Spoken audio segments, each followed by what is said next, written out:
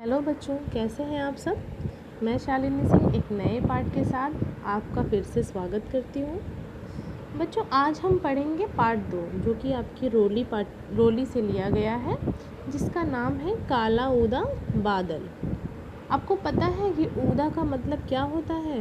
ऊदा का मतलब होता है काले और लाल रंग का मिला हुआ, यानी काला और लाल रंग का मिला हुआ बादल काला ऊदा बादल कहलाता है। तो आइए देखते हैं कि क्या कहती है ये कहानी। काला ऊदा बादल एक जो था, उससे कोई दोस्ती नहीं करना चाहता था। आइए जानते हैं कि नटखट पुरवैया उसे कहाँ ले गई और फिर क्या हुआ। ऊदा नाम का एक बादल था। वह किसी को अपना मित्र बनाने के लिए बहुत आतुर था, यानी कि वह बहुत उत्सुक था किसी को भी अपना मित्र बनाने के लिए, परंतु उस बेचारे को कोई मित्र ही नहीं मिलता था। एक दिन वह आसमान में मित्र की तलाश में घूम रहा था, तभी उसकी निगाह मैदान में खेलते बच्चों पर पड़ी। उसने थोड़ा नीचे उतरकर बच्चों से बड़े प्यार से कहा, बच्चों, क्या तुम मुझे भी अपने साथ खेलने दोगे? मैं तुम्हारा दोस्त बनना चाहता हूँ। आओ हम तुम मिलकर खेलें। बच्चों ने चौंक कर ऊपर की तरफ देखा और सबके सब एकदम चिल्ला उठे, भागो भागो, यह देखो, काला ऊदा बादल बरसने वाला है। पल भर में ही सबको भिगो कर रख देगा। जैसे बारिश होने वाली रहती है तो आप लोग जल्दी जल्दी भाग जाते हैं, वैसे ही। अरे भैया, रुको रुको, मैं बरसूंगा थोड़े ही, मैं तो तुम्हारे साथ खेलूंगा, नन्हे काले ऊदे बादल ने कहा। पर वहाँ सुनने वाला कौन था। बच्चे अपने अपने घरों की ओर भाग गए और नन्हे बादल को बहुत निराशा हुई। वैसे ही जैसे अगर आप किसी को अपना मित्र बनाना चाहो लेकिन वह ना बनना चाहे तो कैसा बुरा लगता है, वैसे ही उस नन्हे ऊदे बादल को बुरा लग रहा था। बादल आगे बढ़ गया। एक मकान में 8-10 लड़कियां क्रिकेट खेल रही थी। बादल उनकी ओर ठंडी हवा का एक प्यारा सा झोंका फेंक कर बोला, क्या तुम मुझे भी अपने साथ खेलने दोगी? बादल की गरज सुनकर लड़की बोली, ओह, काला बादल मंडरा रहा है सिर पर, बस बरसने ही वाला है यह। देखते ही देखते सब लड़कियां एक ही सपाटे में क्रिकेट का सामान उठाकर कमरे में भाग गई। एक ही सपाटे में का मतलब एक ही झटके में उठाकर सामान भाग गई। इस बात पर बादल को खूब गुस्सा आया। फिर वह अपने आप को ही कोसता हुआ और आगे बढ़ा।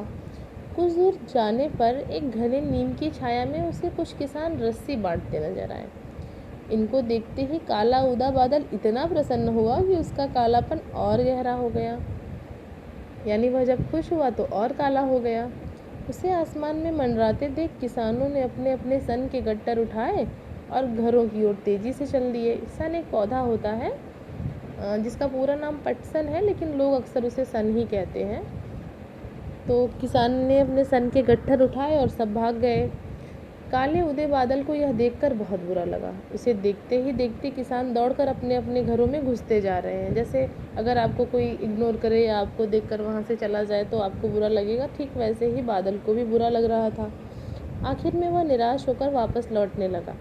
वह कुछ दूर ही गया था कि अचानक उसकी भेंट नटखट पुरवैया से हो गई। भेंट का मतलब होता है मुलाकात, नटखट का मतलब होता है चुलबुली या बदमाश, पुरवैया का मतलब होता है पूरब से आने वाली हवा, यानी पूरब की ओर से आने वाली हवा को हम पुरवैया कहते हैं। तो पुरवैया ने पूछा, काले उदय बादल, किधर घूम रहे हो तुम? भरी भरी आंखों से बादल बोला, बहन पुरवैया, मैं अकेला हूँ, मेरा कोई दोस्त नहीं। मेरा मन तरसता है किसी के साथ खेलने को, किसी के साथ दो बात करने को, पर कोई मुझसे दोस्ती नहीं करता, मुझे संग नहीं रखता। मुझे बार बार बस यही ख्याल आता है कि आखिर ऐसा क्यों होता है। यह सुनकर पुरवैया मुस्कुरा उठी। उसने कहा, मैं ऐसे कई लोगों को जानती हूँ जो तुम्हें बहुत प्यार करेंगे और तुम्हारी दोस्ती पाकर खुश होंगे। आओ, मैं तुम्हें उनके पास ले चलती हूँ। यानी कि वह उसे कहाँ ले जा रही है, आइए देखते हैं। अगले ही पल में वे दोनों नीले आसमान के में साथ साथ चलने लगे, यानी हवा भी चल रही थी पूरब से आने वाली और बादल भी। वे चलते रहे हरे भरे चारगाहों और सुंदर सुंदर घाटियों को लांघते हुए। चारगाहों यानी कि जहाँ गाय भैंस चरती हैं वो जगह, और सुंदर सुंदर घाटियाँ यानी कि पर्वत और ऊंची ऊंची घाटियाँ होंगी। लांघना का मतलब होता है पार करना। अब खेतों की हरियाली धीरे धीरे कम होती जा रही थी। नदियाँ सूखे नालों सी नजर आ रही थी, यानी कि नदियाँ सूख गई थी, वहाँ पानी नहीं था। तभी पुरवैया बोली, उधर देखो, तुमको यहाँ देखते ही लोग अपने अपने घरों से निकलकर बाहर आ रहे हैं। और आसमान की तरफ देखकर मुस्कुरा रहे हैं, प्रसन्न होकर खिलखिला रहे हैं। बादल ने उधर देखा तो उसका मन खुशी से झूम उठा। तभी पुरवैया ने उसे प्रसन्न देखकर कहा, ऊदे महाराज, तुम इनकी सूखी धरती पर बरसो। धीरे धीरे तुम्हारी और इनकी दोस्ती का बंधन मजबूत होता जाएगा। पर मैं तो छोटा सा बादल हूँ, इनकी ज़रूरत जितना पानी कहाँ से लाऊंगा? बादल ने चिंतित स्वर में कहा। पर तुम अब छोटे बादल नहीं रहे, देखो पीछे की तरफ, अब तुम कितने बड़े हो गए हो। काले ऊदे बादल ने पीछे की तरफ घूमकर देखा। सचमुच ही वह इतना बड़ा हो गया था कि उसने लगभग सारे आसमान को ढक लिया था। यानी कि वह बड़ा कैसे हुआ था? क्योंकि वो पूरब से चलने वाली हवा के साथ चल रहा था और जो पुरवैया थी वो अपने साथ बादलों को उड़ा लाई थी। लो मैं तो चली, पुरवैया बोली, लो मैं तो चली, अब तुम अपने दोस्तों के साथ खूब खेलो कूदो और मस्त रहो। पुरवैया चली गई।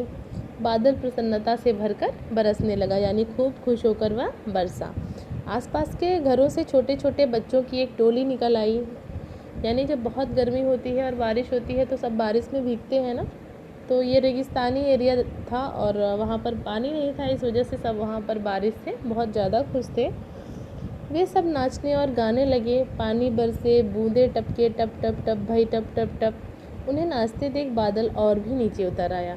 उसने देखा कि एक प्यारी बत्तख अपने चूजों के साथ किलकती फुदकती नाच रही है। किलकना का मतलब होता है आवाज़ निकालना, और आवाज़ें निकाल निकाल कर नाच रही है। मोर अपने बहुरंगी पंख फैलाकर म्याऊं म्याऊं की रट लगा कर नाच रहे हैं। बहुरंगी का मतलब होता है अनेक रंगों वाले, और म्याऊं म्याऊं मोर की आवाज़ है। तभी बच्चों का एक जोरदार शोर गूंज उठा। ओ काले अलमस्त बादल, आओ हमारे साथ खेलो कूदो नाचो और गाओ। अलमस्त, अलमस्त का मतलब होता है बेफिक्र, जिसको किसी की भी चिंता ना हो। नन्हा बादल यह सुनते ही प्रसन्नता से खिल उठा। वह किलक कर बोल उठा, धन्यवाद मेरे प्यारे दोस्तों। यानी कि अब बादल को दोस्त मिल गए थे और वह बहुत खुश हो गया था।